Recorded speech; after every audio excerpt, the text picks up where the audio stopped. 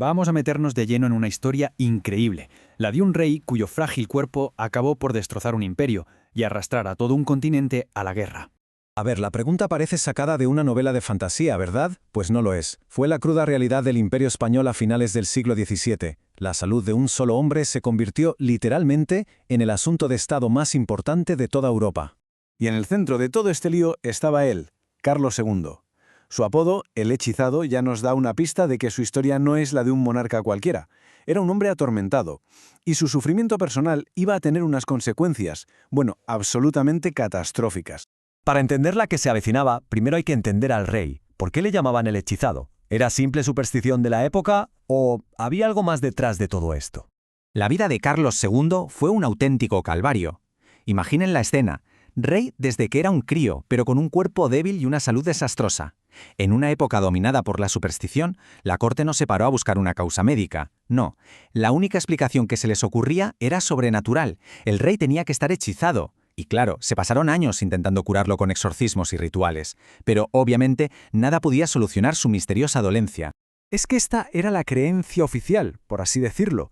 No era un simple rumor. La idea de un maleficio se convirtió en la explicación aceptada en los pasillos del poder. Y claro, el problema es que, mientras se trataba el tema con rezos y rituales, la verdadera causa, mucho más terrenal y trágica, se estaba ignorando por completo. Bueno, pues pasemos ahora de la superstición a la ciencia. Porque la maldición de Carlos II no vino del infierno, sino de su propio árbol genealógico. La clave de todo este asunto es una palabra: endogamia. Durante casi 200 años la dinastía de los Habsburgo se casó entre sí, una y otra vez. Tíos con sobrinas, primos con primas, todo para mantener el poder y los territorios dentro de la familia. Lo que no sabían es que, sin quererlo, estaban creando una bomba de relojería genética. Carlos II no estaba hechizado, fue simplemente la culminación biológica de esta práctica tan peligrosa.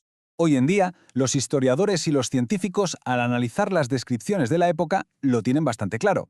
Sugieren que Carlos II pudo sufrir uno o incluso varios trastornos genéticos.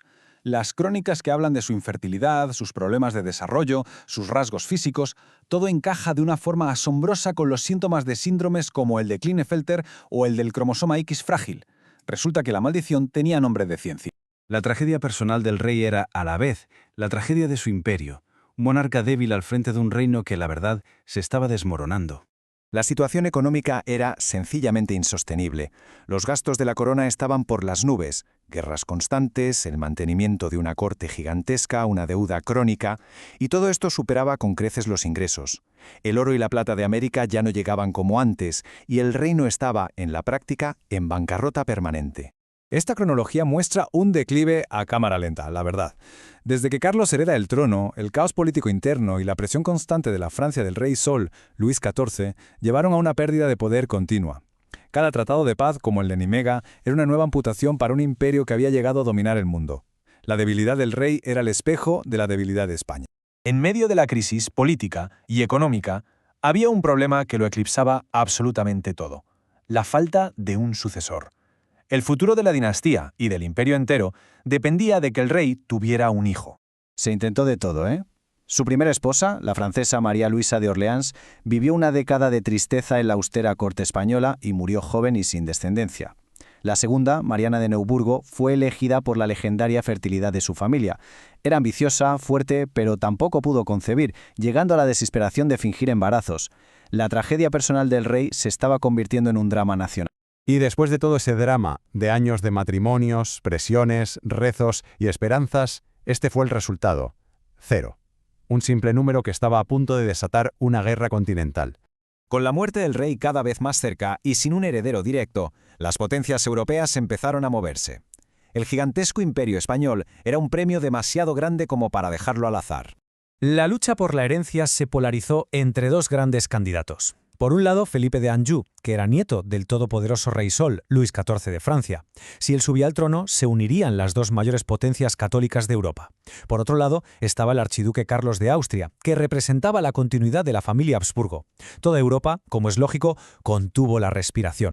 En su lecho de muerte, presionado por todos lados para evitar la desmembración del imperio, Carlos II tomó su última y más trascendental decisión. Le dejó la corona al candidato francés, a Felipe de Anjou. El 1 de noviembre del año 1700, el hechizado murió. Y con él moría la Casa de Austria en España. Su testamento, lejos de traer la paz, fue la chispa que encendió la Guerra de Sucesión, un conflicto global que duraría más de una década. Y así, la tragedia personal de Carlos II no solo acabó con una dinastía, sino que cambió el mapa de Europa para siempre. Y esto nos deja una pregunta fascinante para reflexionar. En nuestro mundo, ¿qué o quién tiene un poder tan decisivo sobre el futuro de todos?